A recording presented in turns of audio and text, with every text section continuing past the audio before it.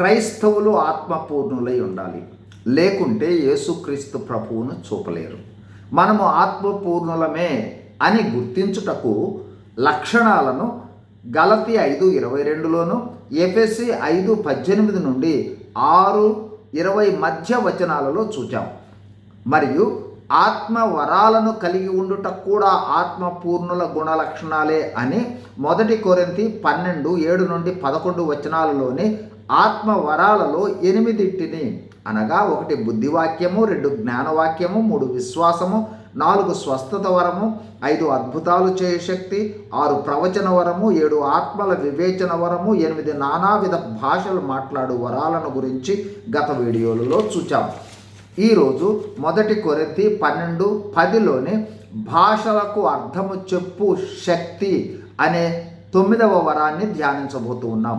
గత వీడియోలో భాషలను మాట్లాడు శక్తి ప్రాముఖ్యంగా వ్యక్తిగత ఆత్మీయ ఎదుగుదలకు, దేవునితో సన్నిహిత సంబంధమును పెంపొందించుకొనుటకు దోహదం చేస్తుందని తెలుసుకుంటూ, ఈ భాషలకు అర్థము చెప్పు శక్తి ఉన్నచో అప్పుడు ఈ వరము సంఘ విస్తరణకు, సంఘ అభివృద్ధికి, సంఘ క్షేమానికి దోహదం చేస్తుందని చూచాం.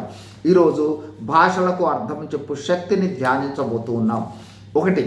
మిగిలిన ఆత్మీయ వరాల వలనే భాషలకు అర్థం చెప్పు శక్తి ఆత్మ దయచేసిన మానవాతీత శక్తి లేదా వరము. సంఘములో విశ్వాసి తనకు తెలియని భాషలో మాట్లాడిన లేదా విడుదల చేసిన సందేశాన్ని గ్రహించి సంఘమునకు ఆ సందేశాన్ని గురించి తెలియచేయుట ఈ వరం యొక్క లక్షణం. 3. ఈ వరం యొక్క ఉద్దేశము సంఘాభివృద్ధి, ఆధ్యాత్మిక ఎదుగుదల, సంఘాన్ని బలోపేతం చేయటము. 4. భాషలు మాట్లాడు వరము భాషలకు అర్థము చెప్పు వరముతో ముడిపడి ఉంది. భాషలకు అర్థము తెలుపు వరము లేకుంటే భాషలు మాట్లాడు వరము తక్కువ ప్రయోజనకరమవుతుంది. 5.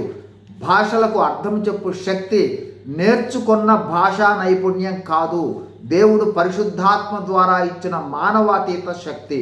ఇప్పటి వరకు ధ్యానించిన 9 వరాలు కూడా సంఘ క్షేమం కోసం పరిశుద్ధాత్మ దయచేసిన వరాలు.